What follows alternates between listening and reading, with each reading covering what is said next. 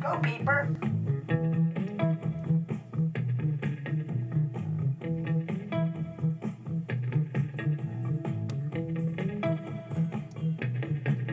Hi, and welcome to Cooking with Real Vegans. What are we having for dinner tonight? Well, I think tonight we're going to be making Leslie's dal lentil stew, which is an Indian dish. Dal means bean stew. And this is a wonderful recipe from a friend of mine who was on this detox diet, and she made some of this for me, and it was absolutely fabulous. So I thought it would be a good addition for tonight's episode.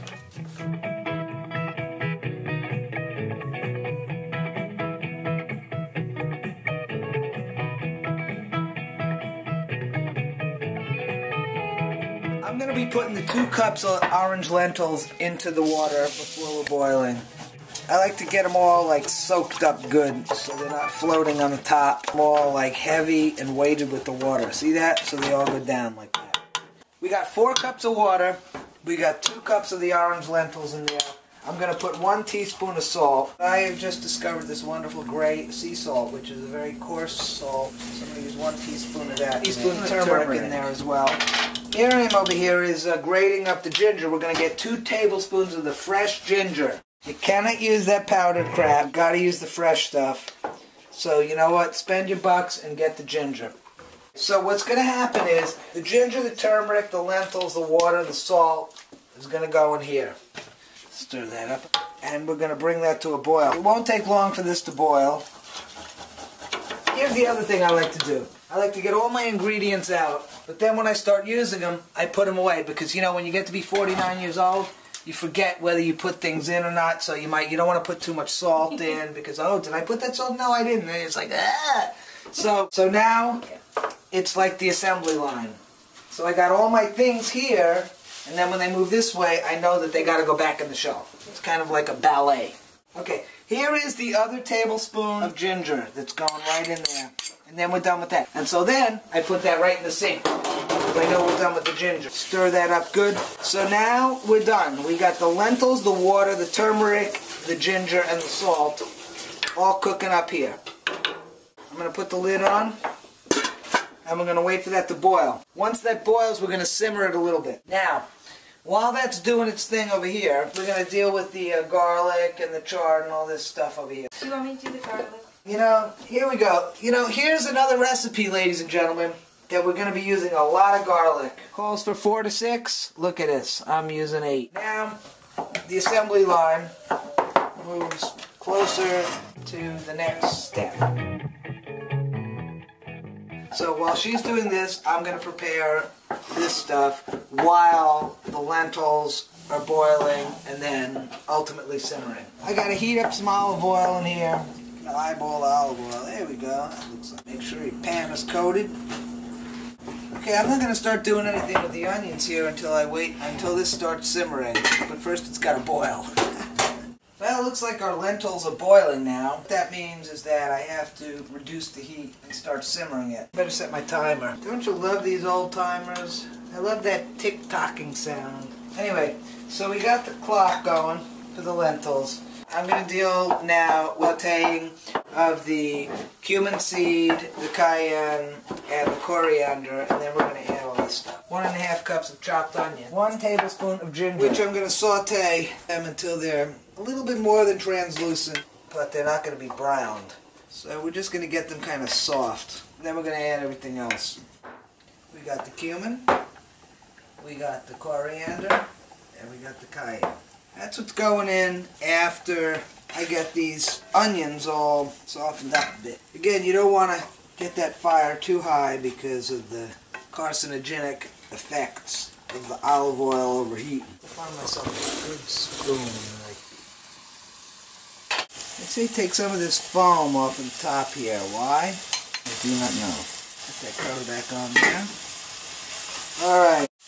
I wish you guys could smell these onions. You would definitely want to be eating dinner right now. I like the way that's cooking so fast. Oh, I guess you're not supposed to stir things when they're simmering. Oops. I'm so tempted to stir it all the time. You know, it's interesting that this recipe does not have any pepper in it. That's a problem. Yeah, I don't believe that there should be any dishes that don't have any pepper in it. I mean black pepper. Come on, onions. Let's go. Do your thing, baby. So what's going to happen next is I'm going to add the garlic.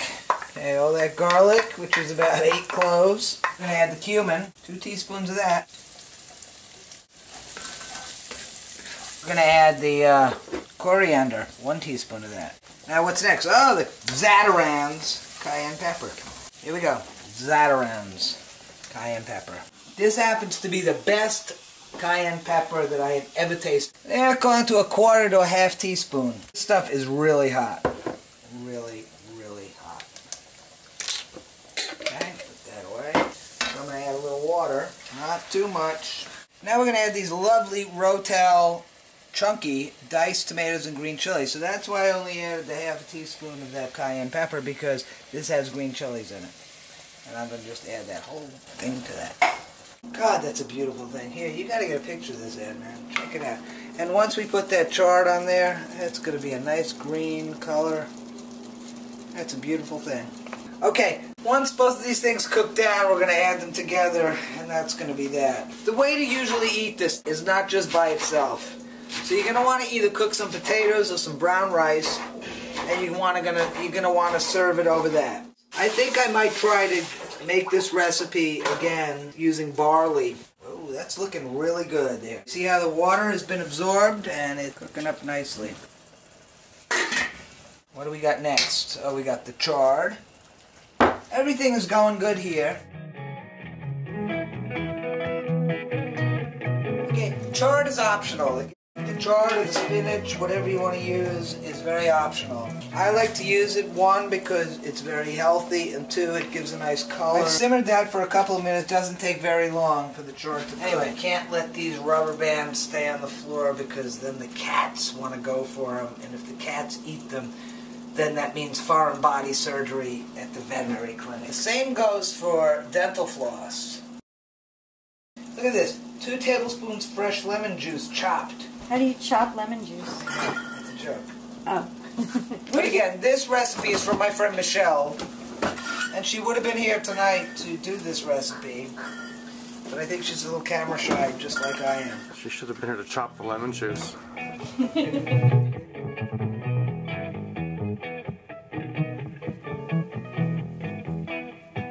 So what I'm going to do now is I'm going to add this to the dal, and add that in there. The dal is finished. What we're going to do now is I'm just going to dish up. We'll just take some potatoes here, make a nice little foundation, and then put some of that dal right in there, like that. There, right on top. There we go. Okay, so after we do that, we're going to sprinkle a little bit of cilantro on top of there. So there you go.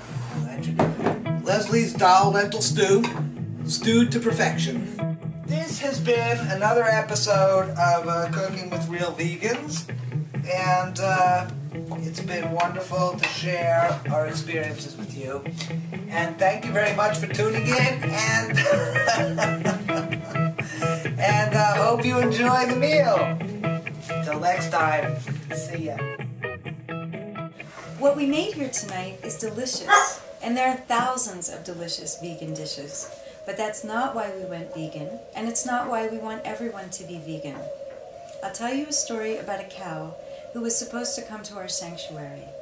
A few months ago, a woman called us about a cow who was 8 years old, and she wanted him to come live here so he could be around other cows. He had never been around other cows, and lived with horses in a horse stall in Florida. When it was time for his blood work, the vet drew his blood using a tranquilizer, which just isn't done. But I guess she didn't know better. And several days later, he died in pain. The woman who called me to tell me this was horribly upset, as was I, and we had a conversation about it, and at the end of that conversation, we agreed that at least he had had not so bad of a life. And you know, the tragic part of this story is that's true. In comparison with pretty much every other cow in existence today, his life wasn't bad.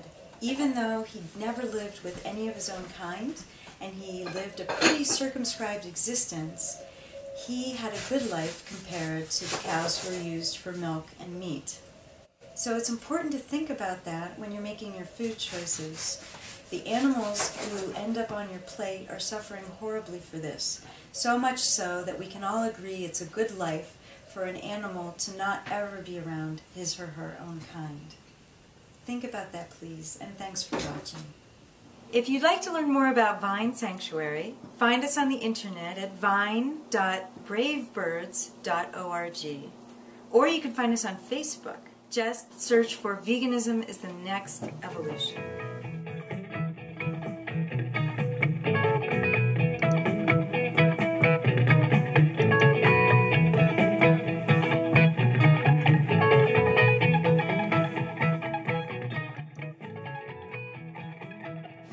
Oh, now I understand why my eyes have been watering all friggin' night, because of the friggin' onion that's been sitting here, because it hasn't been put away, because it hasn't been on the assembly line the right way. Chopper, chopper, chopper, chop, chop. 4 to 6. Look at this. I'm using a chop. Because you can always do something now like this.